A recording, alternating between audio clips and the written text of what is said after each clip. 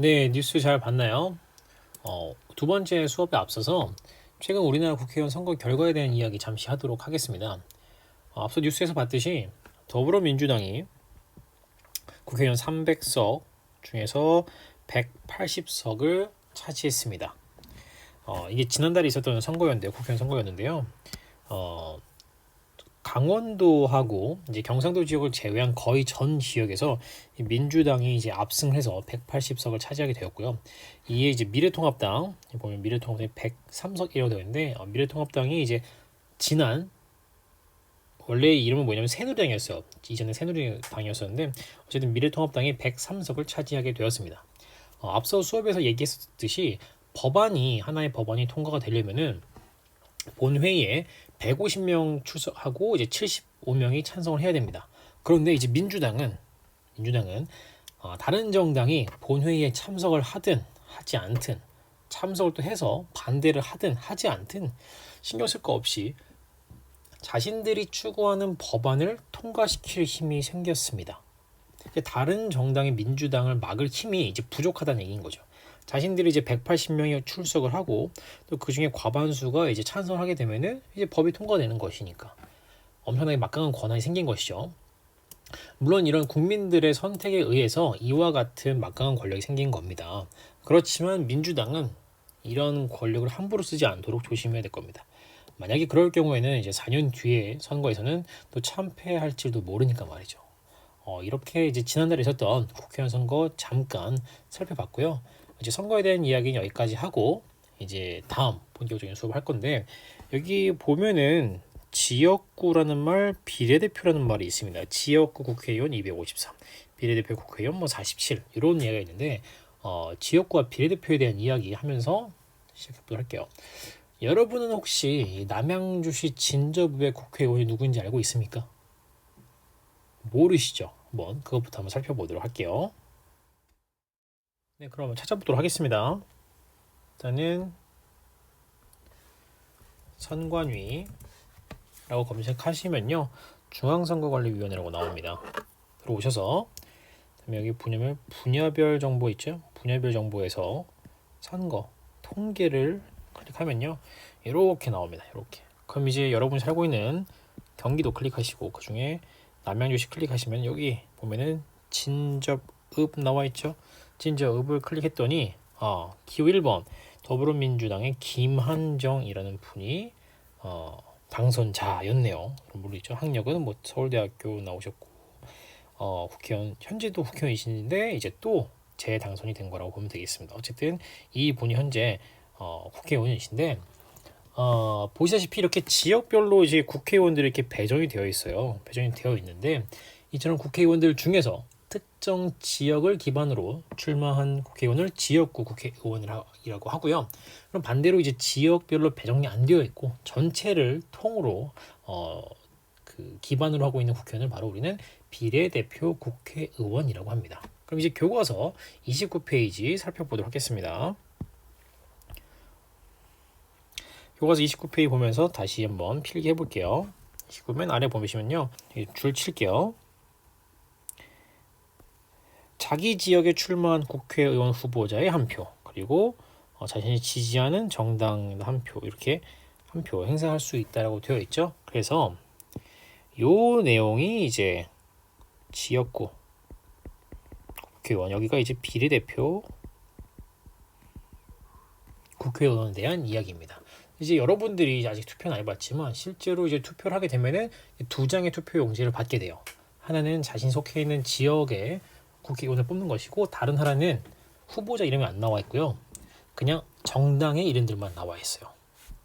이제 이런 투표 용지는 바로 이제 비례대표에 해당하는 건데 사실 이것에 대한 내용을 간단하게 설명해 줄 수 있는 영상들을 많이 찾아봤는데 다 어렵고 좀 수준에 맞는 게 없는 것 같아서 선생님이 이 부분은 이제 계약을 한 이후에 좀 자세하게 설명하도록 할게요. 지금은 그냥 국회의원이 이렇게 두 가지로 구분이 되어 있구나 정도만 알고 넘어가면 좋겠습니다. 줄을 좀 칠게요. 253명의 지역구 국회의원, 그리고 47명의 비례대표 국회의원, 총 300명이다 라고 되어 있는데 이 숫자 또 너무 외우려고 애쓰지 마세요. 실제로 어른들도 모릅니다. 이 숫자 정확히. 그런 거 외우지 말고요. 그냥 지역구 국회의원이 비례대표에 의해서 훨씬 많구나. 그냥 그 정도만 알고 넘어가면 되겠습니다. 그러면은 우리 이제 이 부분 아직 안 했죠? 이 부분 한번 해보도록 할게요. 줄을 좀 치겠습니다. 이제 국회는 각 지역구에서 최고 득표자로 선출된 지역구 국회의원과 정당의 득표를 비례해 선출된 비례대표 국회의원으로 구성이 된다라고 되어 있습니다. 그리고 이제 300명의 국회의원이 구성되죠. 300명 뽑혔습니다. 그럼 국회의원들 중에서 국회를 대표하는 국회의장, 부의장 2명을 선출합니다. 사실 요거는 이제 국회의원들이 300명에서 실제로 이제 투표를 하게 되는 건데 어쨌든 이렇게 3명을 선출하게 됩니다. 그리고 나서 이제 아까 얘기했던 것처럼 효율적인 의사 진행을 하기 위해서 상임위원회에서 이제 상임위원회를 둔다라고 되어 있는데 상임위원회 뜻 써볼게요. 항상 글씨가 좀 안 이뻐서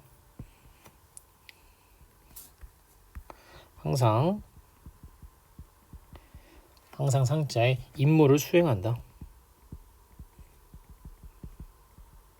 임무를 수행하는 위원회를 우리는 이제 상임위원회라고 합니다.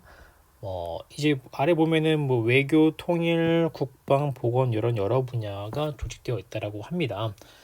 각 국회의원들이 자신이 공부하고 전문인 분야가 아마 다를 거예요. 그렇죠? 선생님이 사회 전문 선생님인데 과학과 관련된 법을 제출하는 건 좀 문제가 있겠죠. 그래서 이 국회의원들도 자신만의 전문 분야가 있습니다. 그래서 자신의 전문 분야와 관련된 위원회 이러한 분야들에 있는 위원회로 흩어져서 일을 좀 효율적으로 진행하고자 상임위원회가 존재하는 것입니다. 상임위원회 종류도 엄청나게 많지만 몰라도 됩니다. 어쨌든 이제 상임위원회는 본회의에 앞서서 법률안, 예산안, 청원 등을 심사합니다. 이렇게 심사한 법률안, 예산안, 청원 등을 본회의로 최종적으로 보낸다라고 하면 되겠습니다. 이 본회의는 근데 이제 언제 열리냐면 정기적으로 열리는 뭐 정기회도 있고요. 필요에 따라 수시로 열리는 임시회가 있는데 중요한 것은 공개합니다. 이 국회의원들이 회의하는 모습은 공개가 돼야 되고요. 그래서 항상 뉴스에서도 볼 수 있는 것입니다. 이렇게 한번 필기 한번 해볼게요. 아까 지난 시간에 한 건데요. 법안이 그럼 어떻게 시작되는 것이냐라고 한다면은 일단 뭐 국회의원들 지역구나 뭐 비례대표 상관없이 국회의원들이 국회의장에게 보내죠. 그럼 의장이 상임위원회를 다시 보냅니다. 그렇죠? 그다음에 상임위원회에서 본회의로 보내고 본회의에서 결정되면은 누구한테 간다 그랬었죠? 마지막으로 저 대통령한테 간다 그랬죠. 대통령한테 가는 게 아니라 그냥 대통령이 얘기만 하는 겁니다. 네. 그래서 절차는 이게 제일 중요하고 대통령이 공포하는 것은 사실 뭐 그렇게 크게 의미는 없는데 어쨌든 29페이지에 대한 내용은 이렇게 하고요. 30페이지로 한번 넘어가 보도록 하겠습니다. 그 다음 30페이지 넘어와서 국회 기능을 살펴보도록 할 겁니다. 좀 많이 어렵죠, 그렇죠? 그래서 좀 많이 걱정도 되는데 조금만 더 힘을 내서 집중해서 잘 따라왔으면 좋겠습니다. 이 부분은 이제 30페이지는 좀 외울 것들이 많아요. 그런데 선생님이 좀 천천히 살펴보도록 하겠습니다. 일단은 국회는 아까 우리 첫 번째 영상에서 감시하고 견제하는 국가기관이라고 썼죠, 그렇죠? 그래서 이 기능들이 대체로 다른 기관들을 감시하고 견제하는다. 그 부분에 좀 초점을 두고 따라오면 될 것 같아요. 그래서 어쨌든 크게 세 가지로 구분할 수가 있습니다. 첫 번째 입법은 말 그대로 법이랑 관련된 내용입니다. 법. 두 번째 재정은 세금이랑 관련된 내용이고요. 일반 국정 세 번째 나왔죠. 일반 국정은 그냥 나머지라고 보시면 되겠어요. 나머지. 근데 국정의 의미를 또 모르니까 그냥 이거는 쉽게 국가 정치라고 보면 되겠습니다. 어쨌든 국회 기능은 크게 법, 돈, 그다음에 나머지라고 보면 되겠습니다. 그럼 법부터 볼게요. 법은 그럼 어떻게 다시 구분되느냐? 법에서는 세 가지가 있습니다. 법률을 제정하고 개정합니다. 법을 만들고 고친다는 거죠. 이건 이미 배웠습니다. 첫 번째 수업에서 배웠고요. 그 다음으로는 어떤 게 있냐면요. 그 다음으로는 헌법, 제안하고 의결한다. 이 두 번째가 되겠습니다. 두 번째. 세 번째로는 체결한 조약에 대한 동의권이 세 번째가 되겠습니다. 또 용어 막 튀어나오고 있죠. 근데 어쨌든 이건 했습니다. 이건 했고요. 두 번째, 헌법 개정안을 제안하고 의결한다. 헌법, 이 법보다 가장 위에 있는 최상위 헌법에 대해서 국회의원들은 뭐 어떤 역할을 할 수 있냐면은 우리 헌법을 한번 바꿔볼까? 이러한 의견을 제시할 수 있다는 거예요. 제안한다는 것이죠. 그리고 나서 이제 의사결정한다는 건데 이렇게만 알아두면 될 것 같아요. 헌법도 어쨌든 간에 법이기 때문에 법이랑 관련된 기능에 속한다라고 보면 되겠습니다. 그래서 1번, 2번 뭐 그렇게 어렵지 않게 이해할 수 있을 것 같고요. 그 다음에 이제 왼쪽에 조약 잠깐 줄 칠게요. 국가 간의 문서로서 약속한 합의로 여기 이렇게 여기다 줄 칠게요. 국회의 동의를 얻으면 법률과 같은 효력이 있다. 여기에다가 줄을 칠게요. 여기다 줄 선생님 좀 실수했네요. 조약을 보면은 국가 간의 문서로서 약속한 합의로서 국회의 동의를 받으면 법률과 같은 효력이 있다. 예를 들어서 여러분들이 그 사회 시간, 역사 시간에 배웠을 텐데 조선시대 때 일본과 맺은 뭐 강화도 조약 이런 거 있었죠. 그 조약을 맺게 되면은 국회의원들이 동의를 하게 되면은 법률과 같은 효력을 맺게 되는 겁니다. 사실 일반적으로 현대에 와서는 대통령의 명을 받은 외교부 장관이 다른 나라와 이렇게 조약에 서명을 하게 됩니다. 그런데 만약에 외교부 장관이 강화도 조약처럼 바보같이 불평등 조약에 설명을 하고 왔습니다. 그럼 어떻게? 큰일 난 거죠? 그럼 이걸 국회가 막아야 될 거 아닙니까? 그렇죠? 그래서 국회가 이럴 때 견제하는 거예요. 이 정부에 대해서. 그래서 국회가 이 조약에 대해서 동의를 하지 않으면 그 조약의 효과는 없게 되는 것이죠. 어쨌든 이 조약도 법에 해당하기 때문에 법률, 헌법, 조약 요로 세 가지는 입법에 관한 기능이라고 보면 되겠습니다. 됐죠? 뭐 제안하고 의결한다 이런 말 기억하지 마세요. 그냥 입법에 관한 것은 법률, 헌법, 조약이랑 관련되어 있구나 라고 보면 되겠습니다. 됐죠? 그럼 두 번째, 재정에 관한 기능, 즉 세금이랑 관한 거 넘어가도록 하겠습니다. 먼저 정부가 어떤 예산을 그 정책을 실행할 때 돈이 필요할 거 아니에요? 그럼 정부가 1년치 세금을 얼마 거둘지를 연초에 짜옵니다. 그래서 이제 예산안을 짜온다는 겁니다. 그런데 국민의 돈을 함부로 거두면 안 되잖아요. 그렇죠? 그래서 누가 막아줘야 돼? 역시나 국민의 대표인 국회가 이걸 막아줍니다. 그래서 국회가 예산안을 제대로 짜왔는지 심도 있게 의논하고 그래서 괜찮다 싶으면 확정하는 겁니다. 그래 이렇게 예산 걷도록 해 라고 이제 허락을 해주는 거죠. 이게 바로 첫 번째 역할입니다. 첫 번째 역할. 예산안을 심의하고 확정합니다. 알겠죠? 그 다음에 이제 행정부가 예산을 제대로 썼는지도 알아봐야 될 거 아니에요. 그쵸? 그래서 두 번째는 뭐냐면은 돈을 제대로 썼는지 확인하는 것을 우리는 결산 심사라고 보면 되겠어요. 됐죠?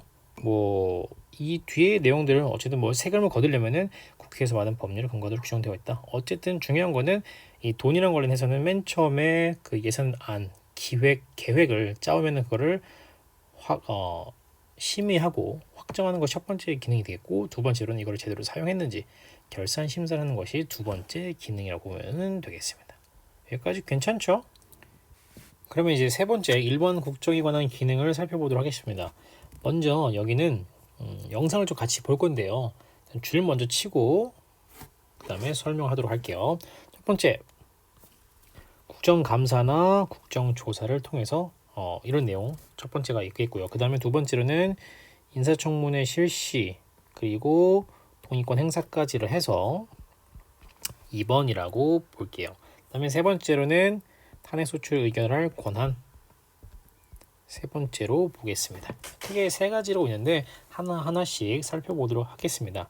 일단 국정감사, 국정조사는요 무슨 내용이냐면은 국회의원들 쉽게 말하면은 국회의원들이 국가 전 분야에 있는 기관들 거의 전 분야의 기관들에 대해서 1년 동안 어떤 행동을 했었을 때 국회의원들이 그 기관들에 대해서 잘못을 꾸짖는 자리라고 보면 되겠습니다. 근데 여기 왼쪽에 보시면은 국정감사는 여기다 좀 표시해 볼게요. 국정감사는 정기적으로 하는 것이고요. 국정조사는 특정한 사안이 발생했을 때 한다라고 보면 되겠어요. 어쨌든 간 둘 다 모두 이런 국가기관들이 행동을 똑바로 했는지를 확인하는 그런 자리라고 보면 되겠습니다.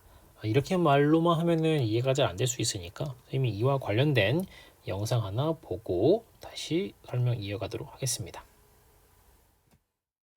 유민봉 의원, 이번 국감에서 탄생한 스타 3인방이죠. 소품 바리바리 싸우고 튀는 행동으로 눈살 찌푸리게 하는 보여주기식 국감 아니었습니다.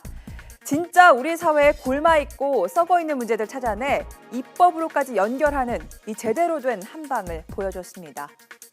먼저 박용진 더불어민주당 의원입니다. 사립유치원 비리를 고발했죠. 아이들 위해 써야 할 정부 지원금으로 유치원 원장이 명품 가방 사고 아파트 관리비 냈다니 기가 막히고 코가 막힐 노릇입니다. 물론 교육부도 지자체도 몰랐던 건 아닙니다. 지역사회에서 유치원 원장이 갖는 입김이 두려워 누구도 쉽게 건드리지 못했는데 이번에 참 속 시원하게 고발했습니다. 유치원의 교비를 가지고 유치원 원장 핸드백을 사고 노래방, 숙박업소에 사용하고 심지어는 성인용품에서 용품을 샀습니다. 원장 개인 차량의 기름값, 차량 수리비, 자동차세, 아파트 관리비도 여기서 냈습니다. 거물급 정치인도 쩔쩔매던 유치원 설립자 원장들의 항의를 맨몸으로 막아내는 모습에 정치권 안팎에선 응원이 쏟아졌습니다. 표 좀 잃더라도 끝까지 캔다는 뚝심이 있었기에 가능한 일이었습니다. 덕분에 사립유치원 비리를 뿌리 뽑기 위한 종합 대책도 발표됐죠. 네, 뉴스 잘 봤죠? 방금 영상은 더불어민주당의 박용진 의원이 교육부를 꾸짖는 장면이라고 보면 되겠습니다. 어쨌든 간에 국정의 잘못된 부분을 바로 찾아내서 바로 잡도록 하는 게 첫 번째 국정감사 혹은 국정조사의 의미라고 보면 되겠습니다. 여기서 감사라는 말은요, 감독, 심사라고 보면 되겠습니다. 감독하고 심사한다라는 얘기로 보면 되겠습니다. 네, 두 번째로는 대통령의 국무총리 혹은 대법원장, 헌법재판소장을 이제 임명할 수가 있거든요. 근데 그 전에 인사청문회를 실시할 수가 있습니다. 그게 뭐냐면요, 후보자가 공직을 맡게 될 때 그 능력, 도덕성을 제대로 갖추는지를 질문하는 거거든요. 그래서 어떤 후보자들이 비리는 저지르지 않은지 아니면 능력이 뛰어난지 이 일에 적합한지 등을 확인하는 거예요. 이러한 인사청문회를 실시하게 되고 그 이후에 대통령이 그 임명을 할 때 동의권을 행사할 수가 있어요. 이 사람은 괜찮은 사람이니까 임명해도 됩니다. 혹은 괜찮지 않기 때문에 임명하지 마세요. 이렇게 동의권 행사할 수 있는데 이러한 기능을 통해서 대통령 임명 권한을 또 견제한다고 보면 되겠죠. 또 이와 관련된 영상 하나 보고 수업 이어나가도록 하겠습니다. 그래서 논란이 제기된 거에 대해서는 무엇보다도 송구스럽게 생각을 합니다. 송구스럽습니다. 많이 안 떨려요? 떨리는 거는 별로 없고요. 얼마만큼 어종이 복상하는 키로가 몇 킬로나 되냐고. 제가 그것까지는 지금 잘 모르겠습니다. 그러니까 해수부 장관으로서 이거 해야 될 일인데. 아니 이제 제가 다음에 되면은 그걸 하겠습니다. 되면은 아니라 연구원에서 그런 수사는 전혀 모르십니까? 예, 수산자원 여기 아니 큰일 전혀 났네. 모르는 건 아니고요. 큰일 났네, 큰일 났어. 어업에 대한 GDP 성장이 얼마나 되신지 아십니까? GDP 성장이요? 저 명확하게 모르겠습니다. 고민을 하세요. 네. 중국의 수산물 총생산량과 대한민국의 총생산량의 격차를 알고 계세요? 저까지도 모르는. 이는 중국 때문에 순위가 오르리라고는 생각할 수 없다라고 얼마나 보고 늘어났습니까? 있습니다. 작년에 비해서. 작년에 비해서 얼마나 쭉 하나 뜨는데 잊어버렸네. 지금 우리 항만 번역이 몇 개 번역으로 되어 있는지 혹시 아십니까? 저 건역까지. 힘이 한다 이렇게 되어 있습니다. 그 국무회의가 지금 어떻게 구성되는지는 알고 계시나요? 예, 장관님들은 우선. 네? 공부하는 부분이 사실은 굉장히. 그러니까 언제까지 공부할 겁니까? 지금 내정된 게 언제입니까? 아니, 뭐가 시험 나올지 모르니까 지금 떨리지 않는 거 아닙니까? 공부 안 했기 때문에.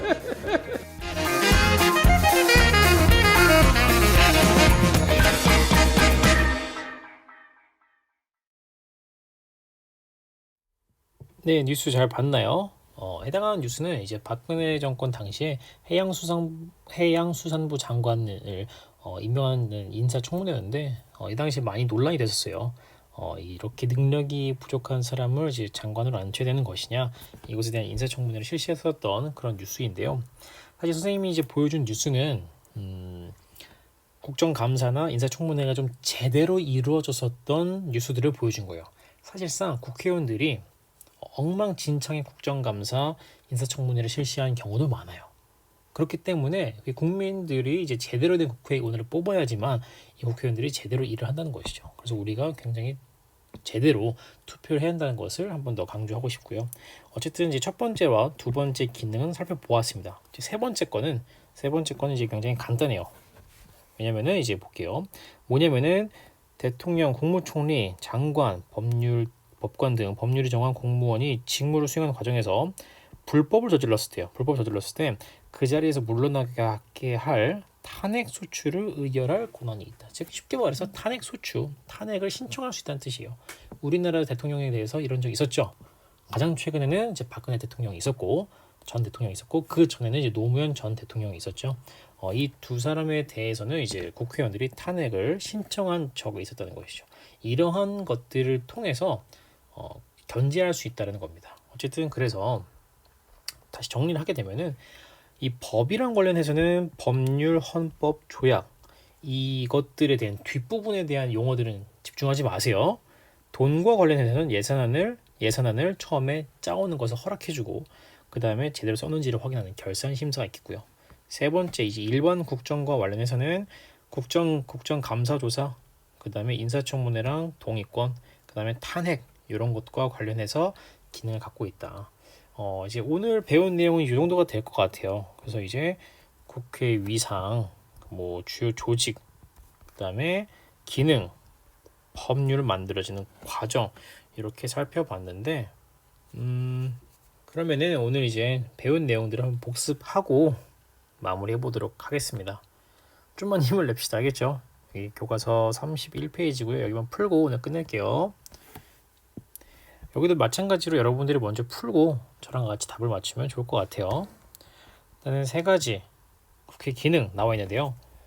입법, 그 다음에 여기 예산, 그렇죠? 그 다음에 여기 임명 이런 게 나와 있습니다. 일단 이거는 이제 1번 문제는 국어 수준이라고 보면 되겠는데, 여기 예산이란 말 나오죠? 그렇죠? 그럼 뭐야? 어디로 연결해야 되겠어요? 여기 예산에다 연결하고. 그 다음에 여기 쭉 읽어보면 두 번째 거 읽어보면은 주민등록법 개정 이런 말 나와 있네요. 법을 만드는 거 나와 있네요. 그렇죠? 그럼 어디랑 연결하냐면은 입법이랑 만들면 입법이랑 연결하면 되겠고요. 그 다음에 여기서 임명, 동의안 나와 있습니다. 그럼 여기 보면 임명 하나 나와 있죠?